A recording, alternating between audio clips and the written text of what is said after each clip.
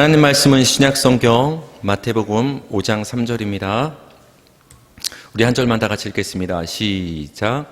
심령이 가난한 자는 복이 있나니 천국이 그들의 것임이요. 아멘. 오늘 말씀의 제목은 가난한 마음, 은혜가 임하는 자리.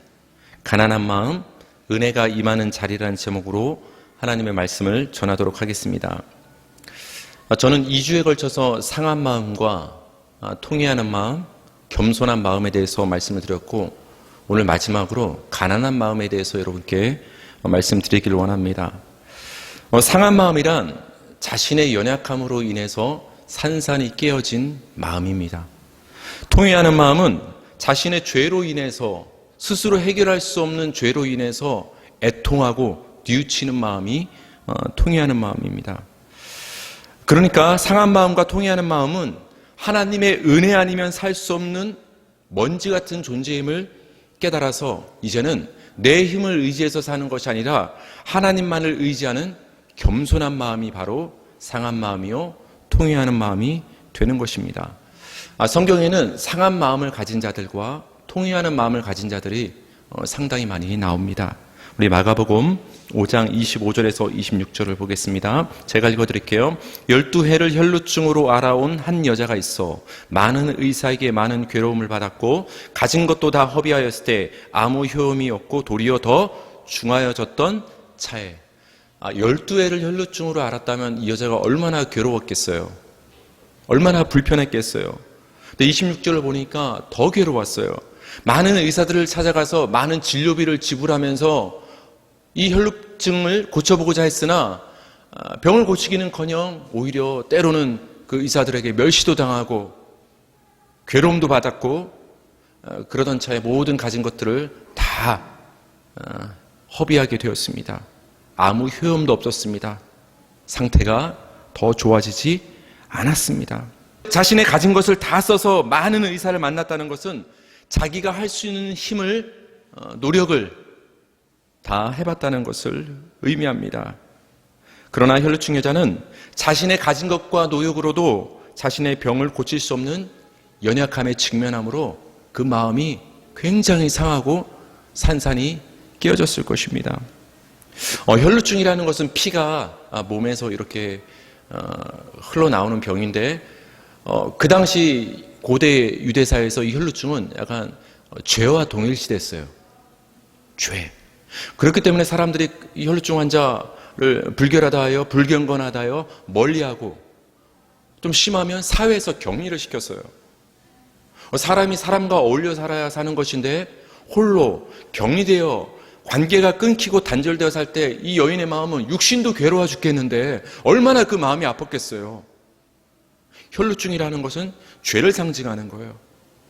아무리 발버둥 쳐봤지만 스스로 혈루증을 고칠 수 없었던 것처럼 인간은 아무리 노력을 하고 자기 힘을 발휘해봐도 자기에게 붙어있는 그 죄를 결코 해결하고 살 수 없다는 것을 이 혈루증 환자의 삶을 통해서 우리에게 보여주는 것입니다. 이 혈루증은 12해 동안 여인은 병을 앓는 동안 그 마음이 산산이 깨어지고 통회하는 마음이 되었을 것입니다. 통회하는 마음이 뭐라고 했죠? 산산이 깨어지는 정도가 아니라 그냥 쉽게 표현을 하면 믹서기에 넣고서 완전히 갈아서 가루처럼 먼지처럼 돼버린 상태가 통회하는 마음이란 뜻이에요. 다시는 회복할 수 없을 정도로, 다시는 짜맞출 수 없을 정도로 완전히 자신의 연약함과 무기력과 불가능과 자신의 그 죄 때문에 그 마음이 완전히 무너져 버린 마음, 다시 뭔가 해봐야지라는 그 마음에 그 시도조차 이제는 없는 마음, 자신의 연약함과 죄로 인해서 굉장히 괴로운 마음에 빠져버린 것입니다. 이런 혈루증 여자가 어느 날 예수님께 다가와서 예수님의 옷에 손을 대죠. 예수님께 손을 대자 어떻게 됐죠? 곧바로 그 여자의 혈루 근원이 마르면서 혈루증이 치료함을 받았어요. 먼저 이것을 영적으로 말씀을 드린다면은 예수님으로부터만이 우리의 죄의 근원이 온전히 사함을 받을 수 있고 해결을 받을 수 있다는 것을 보여주는 것이죠. 이 여자에게 예수님은 이렇게 말씀하셨습니다. 마가복음 5장 34절 한번 읽어주시겠어요? 시작.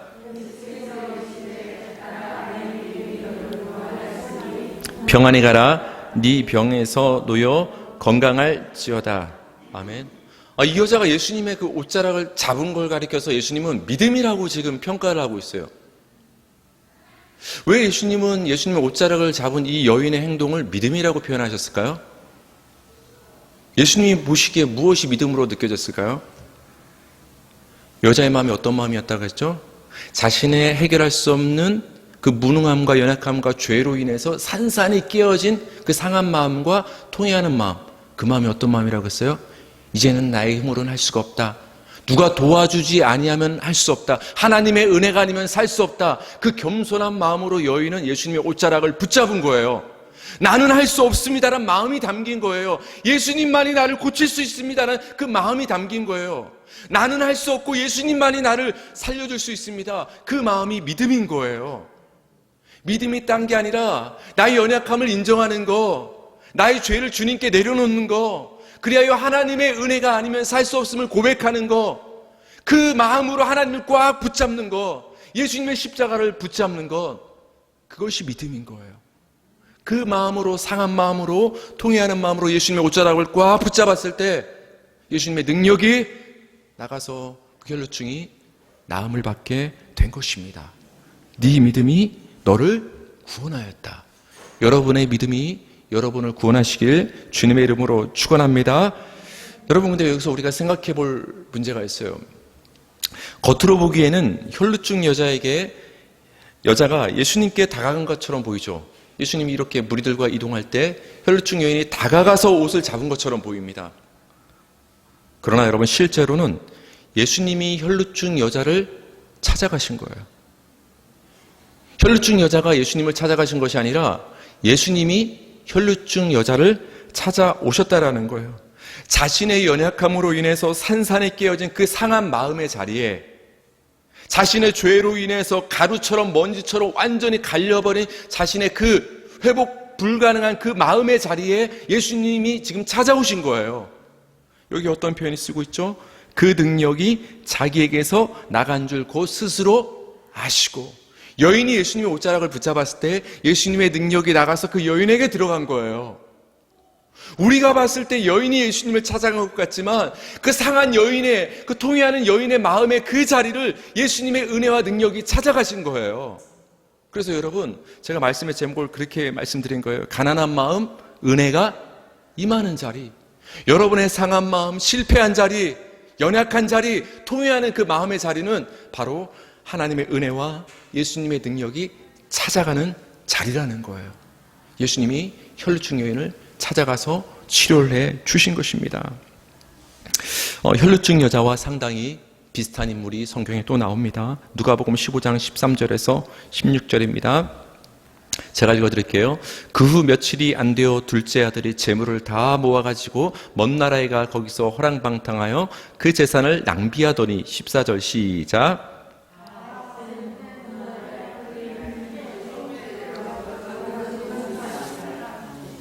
아멘. 아버지에게 유산을 미리 땡겨받은 이 아들이 아버지를 떠났죠. 왜 떠났을까요? 아버지가 없어도 이 정도 유산과 분깃과 재산과 힘이면 내 힘으로 살아갈 수 있겠구나라는 생각이 든 거예요. 그래서 아버지의 품을 떠나서 둘째 아들이 타향에 가서 이제 살게 되죠.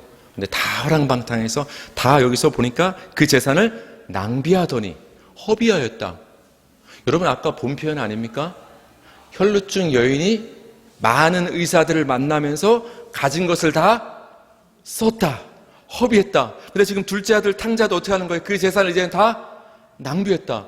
여러분, 쓴 만큼 효과가 있어야 되는 거 아니에요? 쓴 만큼.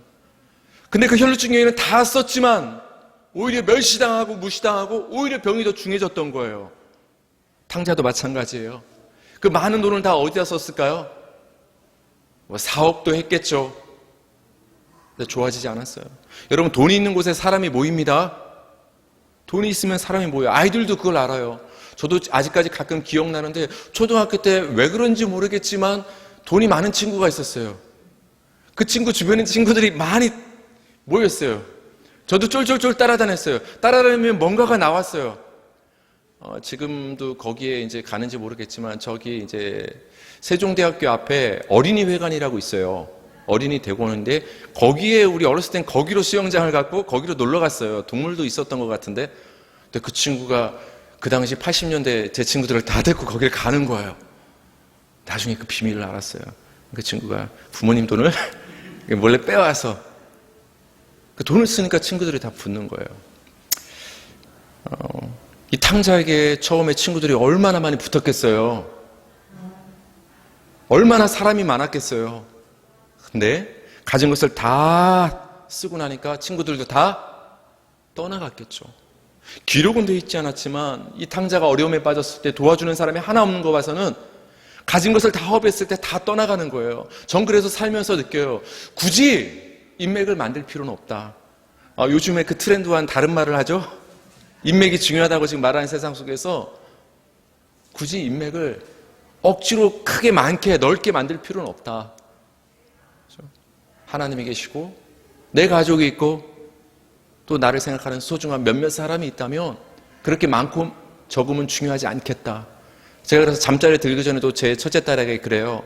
가끔 친구들과의 관계에 어려움을 얘기하면 선율아, 너한테는 아버지가 있고 엄마가 있고 위로는 하나님이 있잖아. 다 너희 편이 아니더라도 엄마 아빠가 다 네 편이야. 그럼 얼굴 웃으면서 자요. 그렇죠? 어찌됐든 간에 이 탕자는 굉장히 모든 돈을 허비하고 굉장히 무시를 당하고 외로웠을 거예요.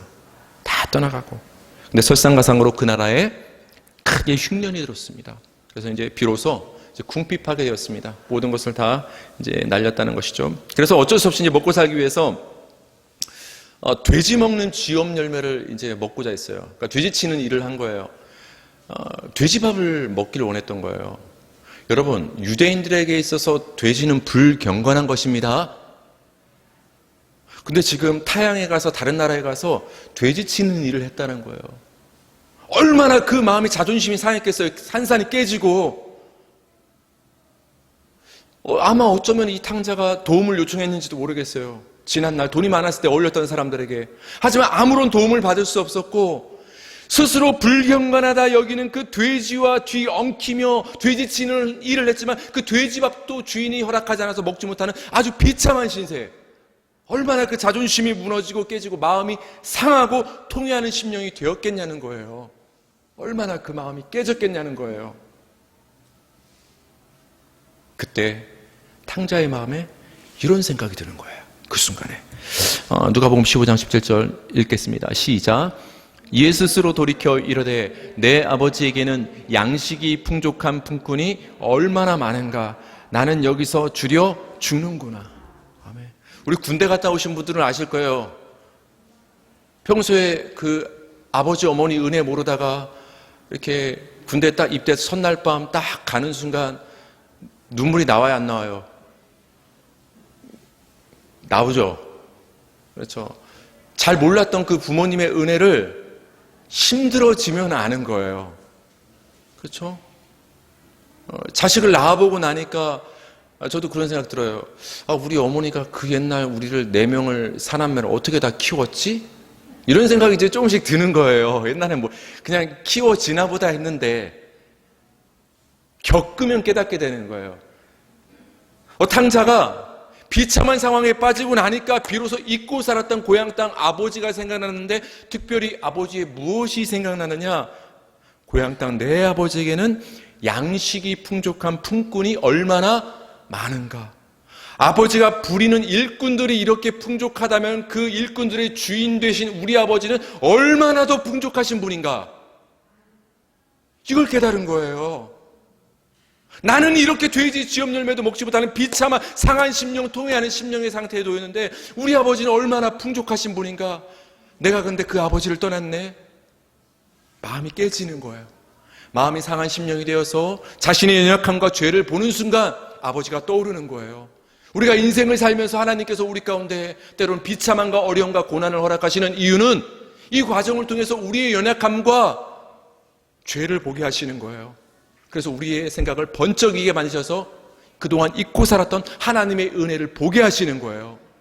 여러분, 어려움을 통해서 하나님의 은혜를, 잊고 살았던 하나님의 능력을 바라보시기 바랍니다. 그럴 때 우리 그 풍족함을 의지하여 돌아가게 되는 거예요.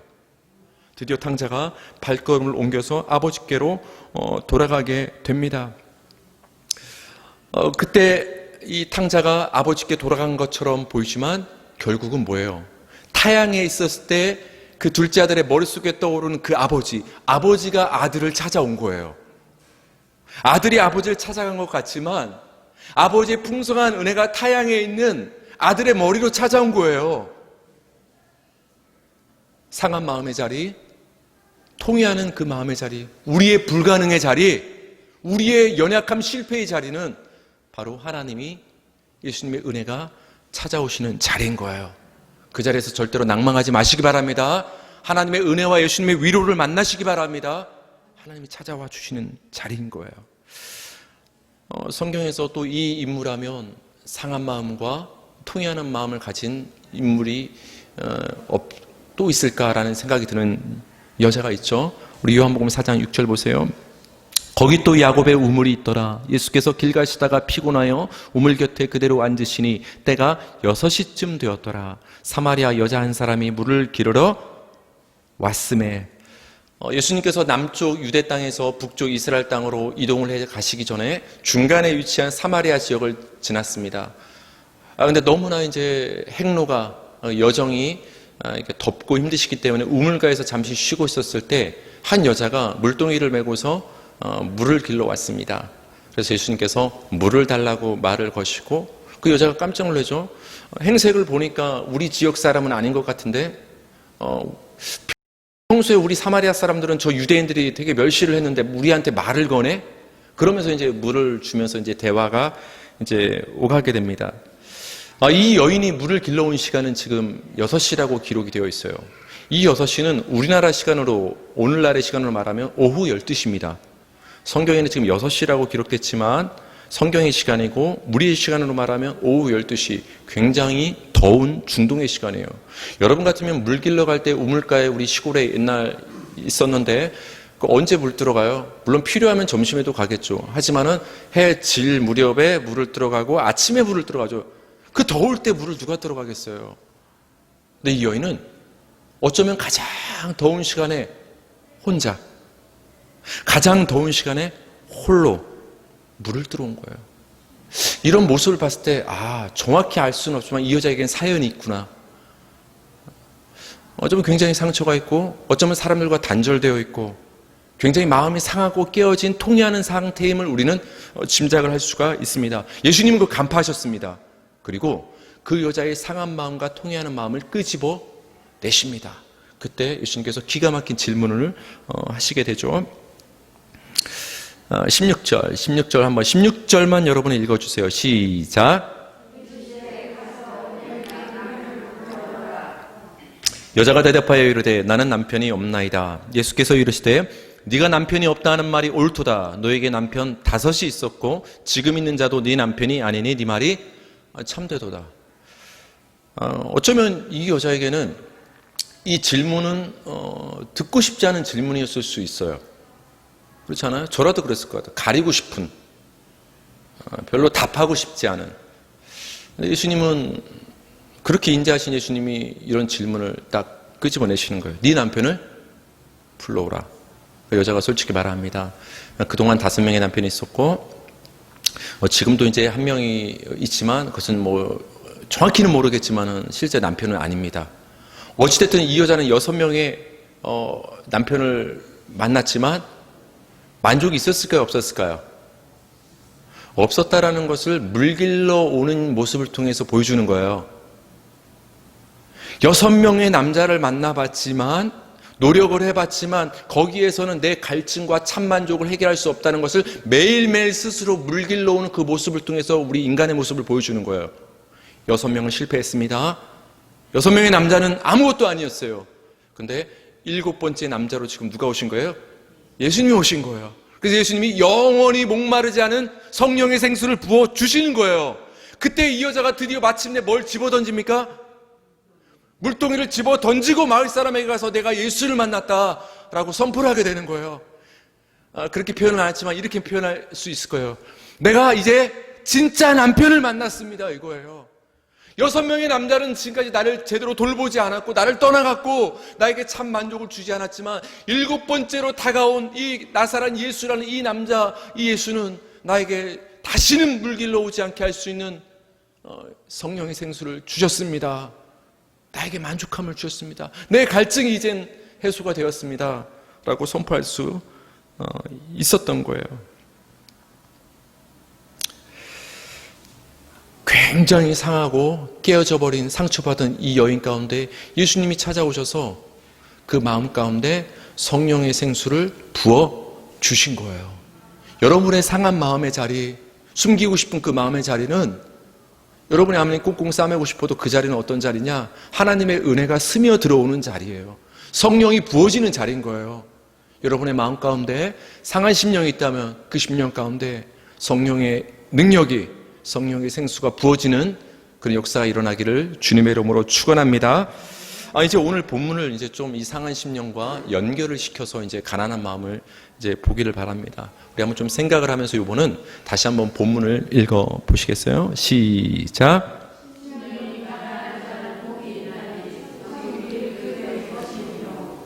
아멘. 마음이 가난한 자. 심령이란 말이 굉장히 힘들어요. 그렇죠? 심령술사. 뭐 이럴 때나 쓰는 말 아니에요? 요즘에 나 너무 마음이 아파 이런 말 쓰지 나 심령이 어때 이런 말 안 쓰잖아요. 그렇잖아요. 예전에 우리 이제 옛날 이제 부흥회할 때 심령 대 부흥성회 그때 쓴 거죠. 이 심령이란 말은 마음이란 뜻도 있고 호흡이란 뜻도 있고 생명이란 뜻도 있고 존재란 뜻이에요. 여기 쓰인 이 심령이란 말은 그러니까 마음이 가난하다 이 말은 생명이 위태롭다. 어떤 그 호흡이 끊기려고 한다. 어떤 내 존재가 어떤 가난함에 빠져 있다. 어떤 그 마음의 가난함 속에 담겨 있는 의미가 됩니다. 여러분, 가난이 무엇입니까? 어느 정도면 가난이고 어느 정도면 가난을 면한다고 생각할 수 있어요. 가난은 상대적입니다. 얼마 전에 이렇게 돌아가신 우리나라 그 가장 큰 기업의 그 총수는 우리나라에서 가장 돈이 많죠. 그렇죠? 그분이 봤을 때 모든 사람은 그분의 기준으로 봤을 땐 다 가난이에요. 그분의 기준으로 봤을 때. 그렇죠? 근데 굉장히 아무것도 없는 사람의 기준으로 봤을 때는 돈 한 푼 없는 사람의 기준으로 봤을 때는 여러분은 다 그분들보단 가난하지 않은 거예요. 그러니까 누구와 비교하는 애에 따라서 가난은 달라져요. 기준은. 그렇죠? 그래서 가난은 상대적인 거예요. 상대적. 근데 여러분, 상대적인 가난은 마음을 잘 다스리면 해결할 수 있어요.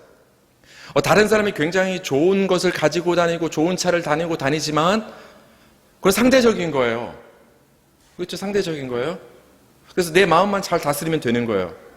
그런데 절대적인 가난은 문제가 있습니다. 예를 들어서 밥, 물. 내가 좋은 차는 안 타면 그만이지만 물은 안 마시면 죽어요. 물이 없는 상태, 그래서 죽을 수밖에 없는 상태, 그게 절대적인 가난인데 있어도 그만, 없어도 그만. 그건 상대적 가난이에요. 근데 절대적 가난이란 무엇이냐? 없으면 절대 안 되는 상태, 없으면 죽을 수밖에 없는 상태, 그게 절대적인 가난인데 심령이 가난한 자는 복이 있나니 할 때 여기서 가난한, 여기에 쓰임 가난은 상대적인 가난이 아니라 뭐냐? 절대적 가난이에요. 뭐가 없으면 완전히 죽을 수밖에 없는 상태, 빨리 공급해줘야 되는 그 상태, 그 마음의 상태를 지금 심령이 가난하다고 표현을 하고 있는 것이에요. 성경에서는 가난한 자를 많이 언급을 합니다. 레위기 19장 9절에서 10절 한번 보시겠습니다. 여러분이 9절만 한번 읽어주세요. 시작.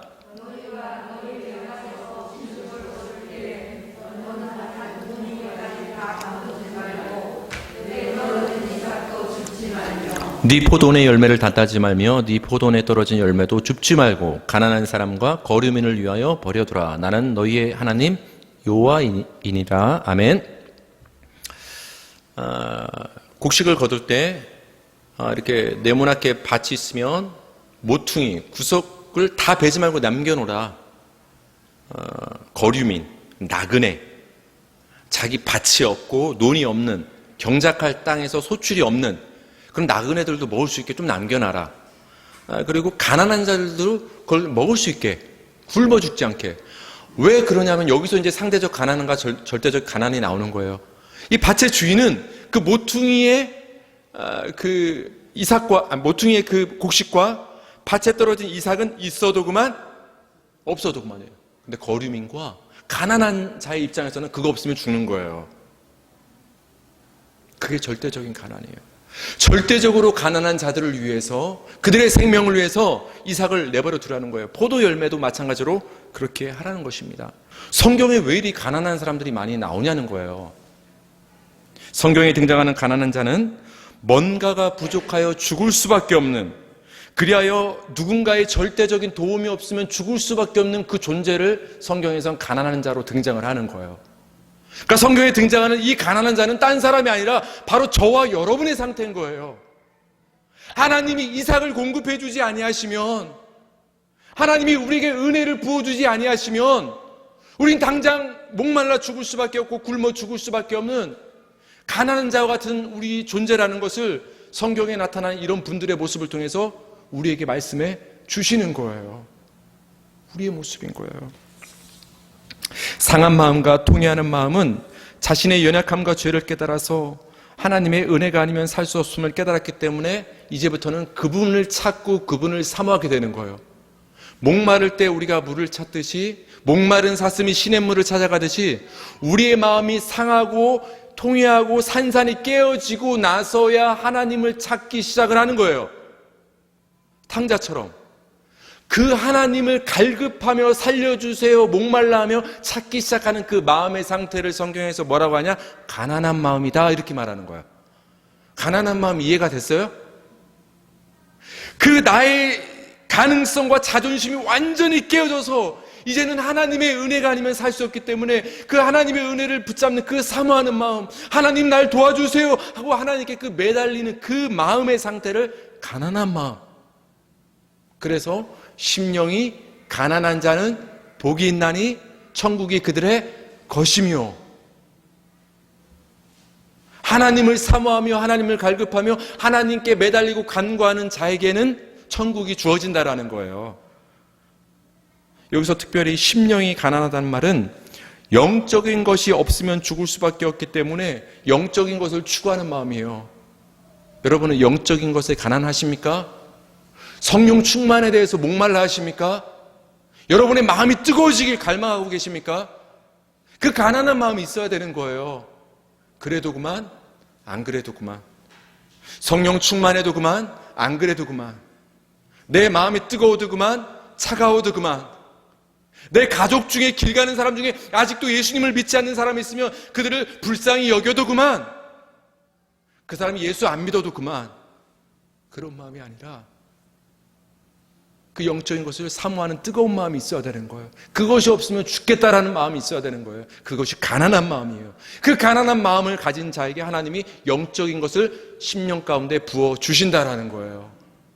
그래서 하나님께 나올 때는 부유한 마음을 가지고 나오는 것이 아니라 가난한 마음을 가지고 나오는 거예요. 여러분, 성전에 기도하러 올라간 바리새인과 세리가 있었죠. 바리새인이 기도할 때 하나님께 무엇을 내어놨죠? 토색하지 않았죠. 불의하지 않았죠. 간음하지 않았죠. 일주일에 2번 금식했죠. 소득의 11조를 냈죠. 얼마나 많은 것을 주님께 내어놨어요. 누가 봐도 내어놓을 게 많은 부자잖아요.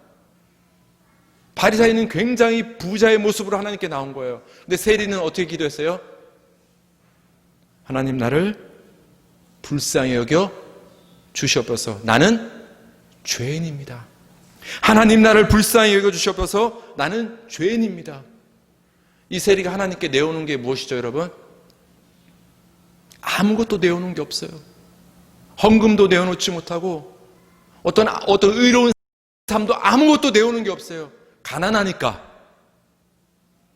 바리새인은 하나님 앞에 스스로 부유한 자로 나온 것이고, 세리는 하나님 앞에 가난한 자로 나온 거예요. 하나님의 은혜가 아니면 살 수 없습니다. 불쌍히 여겨주셔서. 근데 여러분, 누가 의롭다 하심을 얻고서 성전에서 집으로 돌아갔죠? 하나님이 많은 것을 내어놓은 바리새인을 의롭다 하셨나요? 아니면 아무것도 내어놓지 못한 가난한 심령으로 온 세리를 의롭다 하셨죠? 하나님은 세리를 의롭다 여겨 주신 거예요. 이것이 바로 심령이 가난한 자에게 임하는 복인 거예요. 여러분, 로마서 14장 17절 한번 보세요. 시작. 하나님 나라는 먹는 것과 마시는 것이 아니요 오직 성령 안에 있는 의와 평강과 희락이니라. 하나님 나라는 의와 평강과 희락이니라. 근데 여러분, 지금 세리에게 무엇이 임했어요? 가난한 마음으로 성전에 하나님께 나온 세리에게 하나님의 뭐가 임한 거예요? 의롭다 하심이 임한 거예요. 세리 가운데 그 가난한 마음에 의가 임한 거예요. 뭐가 임한 거예요? 한마디로 하나님 나라가 임한 거예요. 가난한 마음으로 나온 세리에게 천국이 임한 거예요. 마태복음 5장 3절의 말씀, 심령이 가난한 자는 복이 있나니 천국이 그들의 것이다 라는 이 말씀이 세리 가운데 역사가 된 거예요. 여러분, 가난한 심령으로 하나님께 나왔습니까? 하나님의 은혜 아니면 살 수 없다는 그 믿음으로 나왔습니까? 그런 여러분의 심령 가운데 하나님의 의가 임하고 평강이 임하고 희락이 임하는 거예요. 그 상태를 천국이 내게 임했다라고 하는 거예요. 그래서 우리 성도는 죽어서만 천국을 가는 것이 아니라 지금 이 순간 하나님을 붙잡는 이 가난한 마음의 순간에 우리는 천국의 삶을 매일매일 살게 되는 것입니다. 우리 마지막으로 이사야 66장 2절 한번 읽어보겠습니다. 시작. 나 여호와가 말하노라. 내 손이 이 모든 것을 지었으므로 그들이 생겼느니라. 무릇 마음이 가난하고 심령에 통회하며 내 말을 듣고 떠는 자 그 사람은 내가 돌보려니와. 마음이 가난한 자가 통회하는 자라는 거예요. 심령이 상하고 통회하는 자가 겸손한 자인 것처럼 마음이 상하고 깨지고 가루처럼 먼지처럼 분쇄되었기 때문에 통회하는 마음이기 때문에 이제 하나님을 갈급해하고 하나님을 붙잡을 수밖에 없다라는 거예요. 그런 자를 하나님은 멸시하지 아니하시고 돌봐 주신다라는 거예요. 여러분, 상한 마음이 믿음인 거예요. 통회하는 마음이 믿음인 거예요. 겸손한 마음이 믿음인 거예요. 하나님은 아니면 살 수 없습니다라는 그 가난한 마음이 믿음인 거예요. 하나님은 그 마음을 지금 받기를 원하시는 거예요. 바리새인처럼 내가 이거 했습니다 하나님, 이거 했습니다, 이거 내놓기를 하나님은 원하는 것이 아니라 여러분이 빈몸으로 오셔도 돼요. 근데 하나님 앞에 뭐 하나만 갖고 오시면 되는 거예요.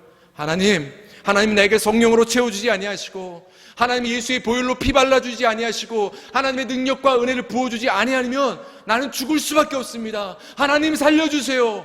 불쌍히 여겨주세요. 은혜를 부어주세요. 그 가난한 마음을 가지고 나오시면 되는 거예요.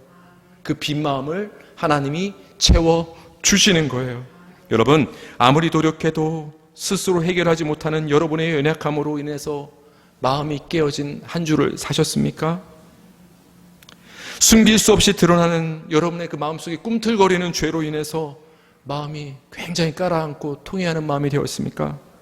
여러분, 아무것도 내어놓을 곳이 없는 연약한 죄의 모습, 그 가난한 여러분의 그 마음의 자리가, 그 모습이 바로 예수님이 찾아오시는 자리임을 믿으시기 바랍니다. 하나님의 은혜가 임하는 자리인 것입니다. 한 주간도 여러분의 마음과 여러분의 가정 가운데 또 그리고 여러분의 일터 가운데 하나님의 은혜가 충만히 임하는 복된 한 주 되기를 주님의 이름으로 축원합니다. 이 시간 말씀